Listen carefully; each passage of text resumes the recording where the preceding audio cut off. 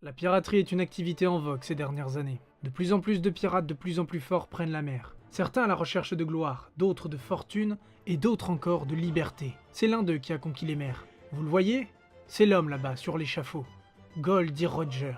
Aux yeux de tous, il est le roi des pirates. Il a été capturé et s'apprête à être exécuté. Il emportera avec lui l'ère de la piraterie. Il en a vécu des aventures depuis le début de sa quête de liberté.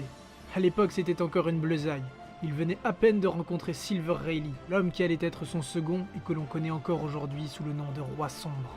À cette époque, il ne savait pas encore l'influence qu'il allait avoir sur le monde, combien de vies il allait gâcher, la rancœur qu'il allait engendrer, mais surtout l'inspiration qu'il transmettrait aux futures générations. Son but était de devenir l'homme le plus libre du monde, et il avait réussi. Mais Roger avait plus que ça. Lui et son équipage venaient d'accomplir ce que nul autre n'avait pu faire, le tour complet de Grand Line. En accomplissant cet exploit, il apprit également un mystère encore inconnu à notre époque, la vérité sur le siècle oublié.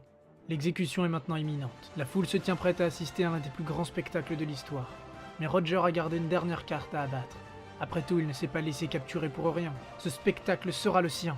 Partout dans le monde, civils, marins, pirates et que sais-je encore retiennent leur souffle. Pour beaucoup, c'est un jour de fête. L'homme le plus haï au monde vit ses derniers instants. Pour d'autres, un jour de deuil. Parmi eux, un pirate coiffé d'un chapeau de paille. D'ordinaire insouciant et joyeux, il peine à contenir ses larmes. Son capitaine est sur le point de partir à jamais.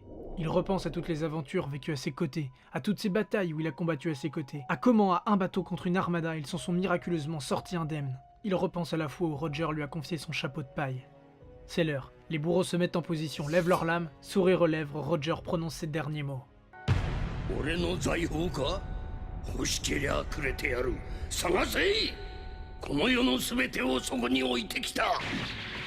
Il a réussi, ce spectacle est le sien.